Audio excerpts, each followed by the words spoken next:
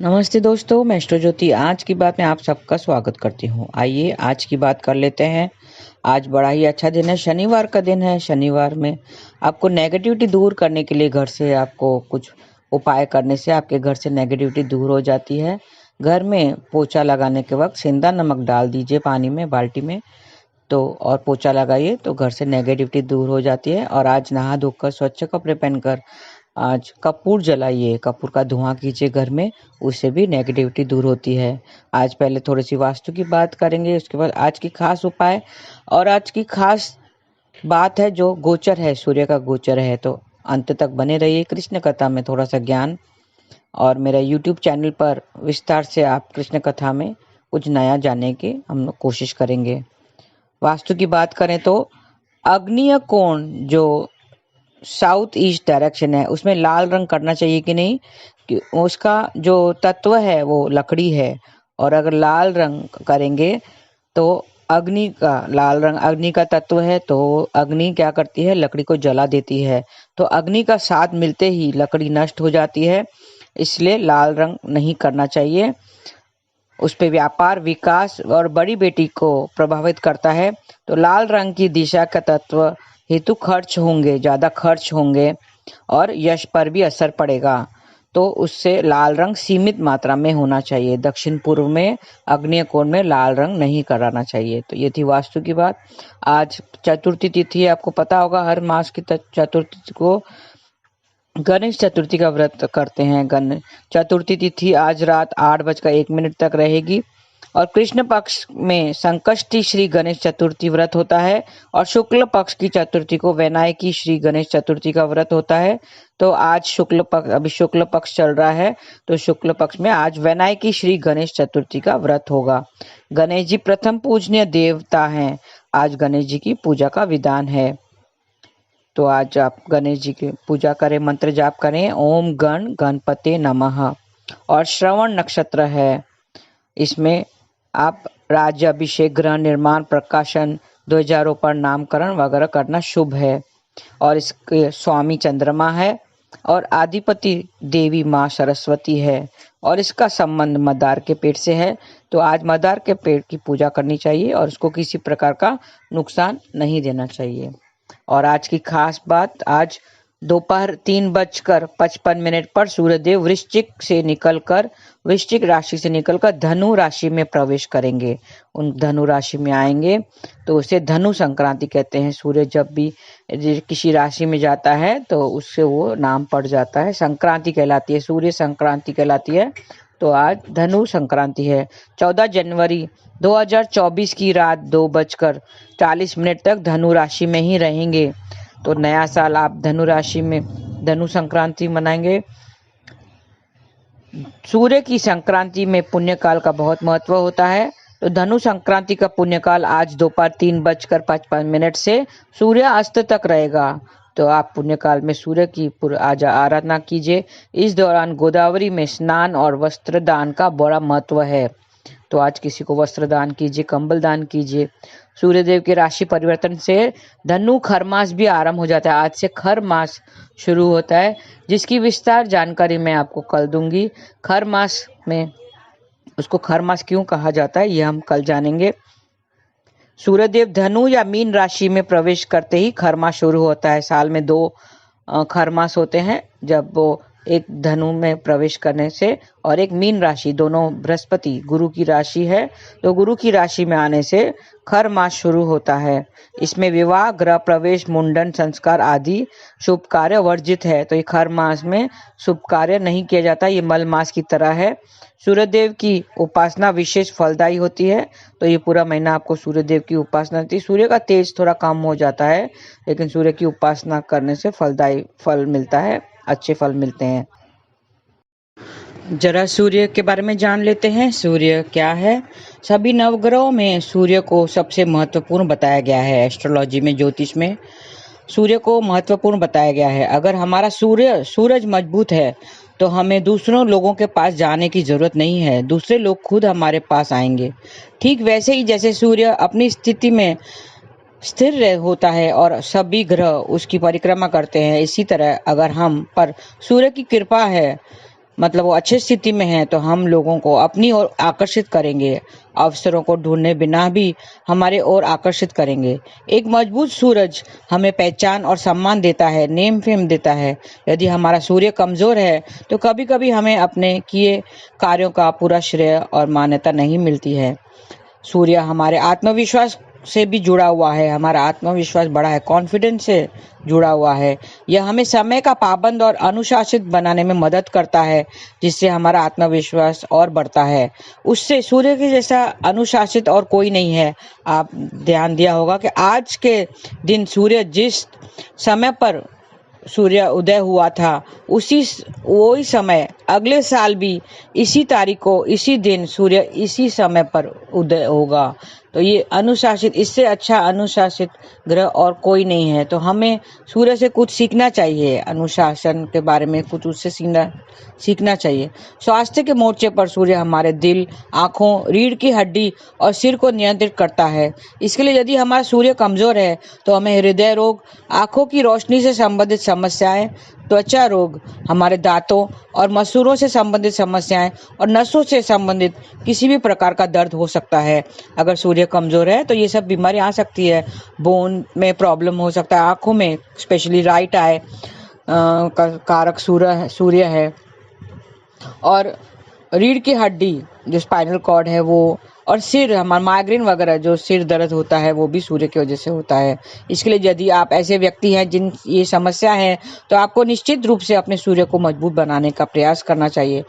जैसा कि मैंने कहा था कि यह सबसे महत्वपूर्ण ग्रह है और अगर हम इसकी ऊर्जा का उपयोग कर सकते हैं, इससे आशीर्वाद प्राप्त कर सकते हैं, तो यह हमारे जीवन को सकारात्मकता से भर देगा।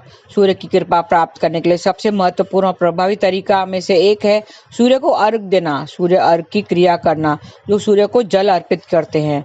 यह क्रिया सूर्योदय के 1 घंटे के भीतर करनी चाहिए। इसके लिए आपको तांबे के बर्तन की जरूरत पड़ेगी। यदि आपके पास एक नहीं है तो आप एक स्टील के बर्तन का उपयोग भी कर सकते हैं और उसमें पानी भर सकते हैं।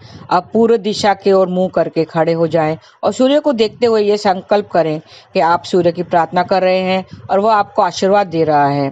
अब सूर्य को आपको आशीर्वाद दे रहा है, सूर्य को जल अर्पित करें, शुरू करें और ओम घृणी सूर्याय नमः ये आपको जाप करना है। जमीन पर पानी डालने शुरू कीजिए। डालते समय 11 बार आपको जाप करना है और ध्यान रखें कि जो पानी आप डाल रहे हैं वो आपके पैरों पे, उसके छींटे आपके पैरों पर नहीं पड़ने चाहिए।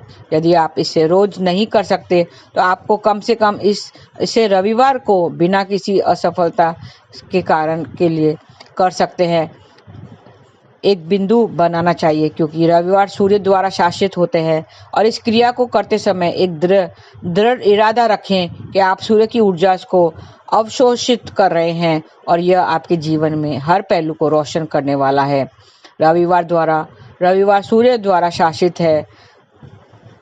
अब मैंने आप सभी को बताया है कि प्रत्येक सप्ताह का दिन एक विशेष ग्रह द्वारा शासित होता है। हर जो 7 सप्ताह है हमारे 7 ग्रहों को शासित करते हैं और एक विशेष ग्रह द्वारा शासित होता है और उस विशेष ग्रह में से एक अनूठी ऊर्जा प्राप्त होती है। अगर वही काम जिस दिन पर जो शासित है, अगर उस दिन वो काम किया तो उसकी ऊर्जा से आप ले सकते हैं और दोहन कर सकते हैं। हमें ऐसे कार्य और ऐसी गतिविधियां करनी चाहिए जो उस दिन की ऊर्जा के अनुरूप हो। तो आप थोड़ा सा ध्यान दें।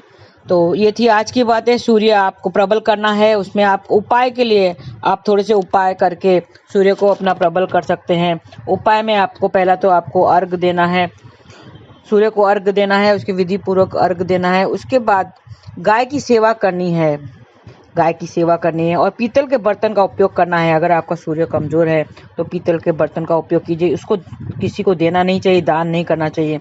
बाजरा मंदिर में दान करें और सूर्य को अर्घ देते रहें और स्वयं पहले भोजन करने से पहले दूसरों को पहले भोजन कराएं और फिर स्वयं करें।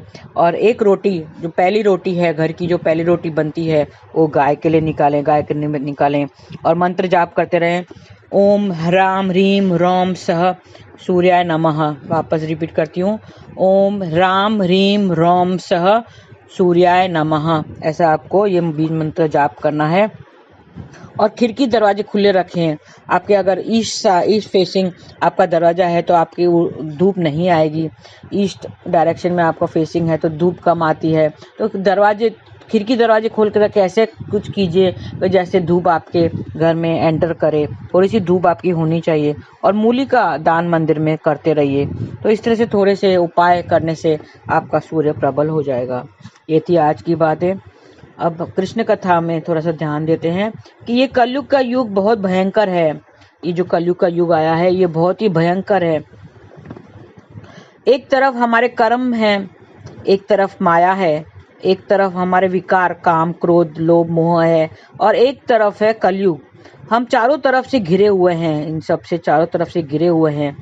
एक उदाहरण देती हूँ कि हम मैं फोर व्हीलर चला रही हूँ, टू व्हीलर चला रही हूँ, बेझिझक यहाँ वहाँ आ जा रही हूँ, लेकिन मेरे पास लाइसेंस नहीं है वो चलाने का, लेकिन बिगर लाइसेंस के मैं गाड़ी चला रही हूँ। तो क्या होगा?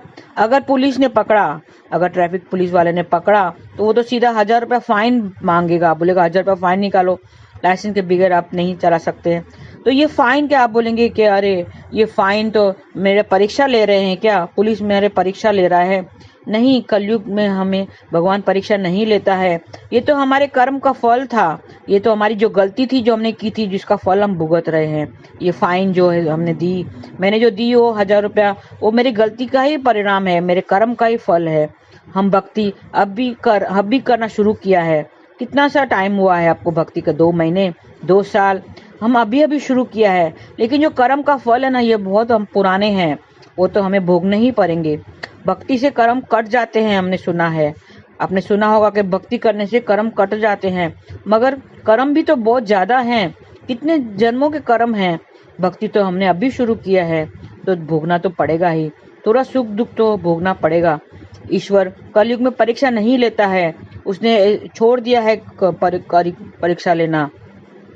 कलयुग में परीक्षा नहीं लेता है क्योंकि हमारे कर्म ही इतने हैं, कर्म का फल जो भोगना पड़ता है, हमारे कर्म का फल हमें भोगना ही पड़ेगा।